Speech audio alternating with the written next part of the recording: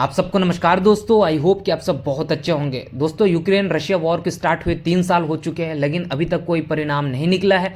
और आपस में अभी भी दोनों के बीच में बहुत ही ज़्यादा बॉर्डर में टेंशन से स्ट्रेस बनी हुई है। और ये संभावना है कि आने वाले समय में ये कंटिन्यूस चलते रहेंगी। और इसके पीछे का कारण है दोस्तों, लंबे चलने के पीछे का कारण यूक्रेन को यूएसए का मदद मिलना, फंडिंग करना। और इसी के बलबूते पर अभी तक रशिया के सामने यूक्रेन टिका हुआ था और है भी, चलेगा भी। और लेकिन अभी रिसेंटली बात ये हो गई कि व्लादिमीर जेलेंस्की जो यूक्रेन के प्रेसिडेंट ही है, उन्होंने यूएसए में जाके डोनाल्ड ट्रंप से मिले और उनसे ये फिर से ये उम्मीद से गए थे कि हमें कुछ यहाँ से मिलेंगे फंडिंग वगैरह।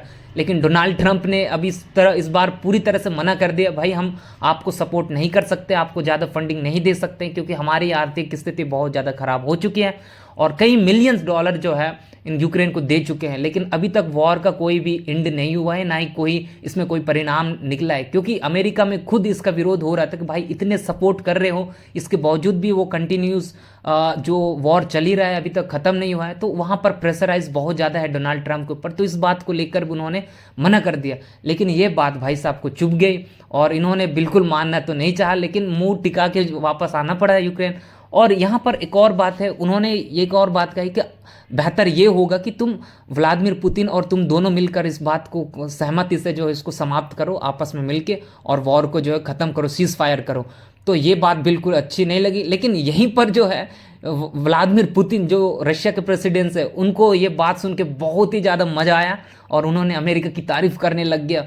भाई ये हुई ना अब काम की बात, आपने अभी काम की बात कही, तो ये हमारे लिए बहुत अच्छा, हम तो तैयार है, बस यूक्रेन मान जाए करके। देखो इसके पीछे का भी कारण है दोस्तों, क्योंकि अभी तक जितने भी वॉर हुआ है तो इसके जितने भी ये यूक्रेन के ईस्टर्न पार्ट हैं, तो इसको ये सारा ये कवर को जो है ये सारे रीजन को रशिया ने कब्जा चुका है। इनके पास बहुत से ज़्यादा रीजन आ चुका है, क्षेत्र है। तो इस बात के लिए इसको कोई टेंशन नहीं। अब यही रशिया तो यही चाहता है इसको ख़त्म करो, जो हमारे पास कब्जाया हुआ जो जगह है वो हमारे पास आ जाएगा। लेकिन यहाँ पर सबसे बड़ी बात है कि यूक्रेन मानने को तैयार नहीं है। भाई अपने को क्यों, मतलब कि इतने सारे ज़मीन दे चुका है और वो हार मानने को तैयार नहीं है, क्योंकि यहाँ ख़त्म भी हो जाता है तो कहीं ना कहीं रशिया की जीत होगी और रशिया इसमें बहुत ही ज़्यादा प्रॉफिटेबल रहेगा। और अमेरिका ने ये भी कहा है रशिया को कि हम इसको एंड कर दो वॉर को, हम तुम्हारे ऊपर जितने भी सैंक्शंस लगाए उसको हम रिमूव कर देंगे। तो इस बात को लेकर व्लादिमीर पुतिन जो बहुत ज़्यादा खुश हो गए।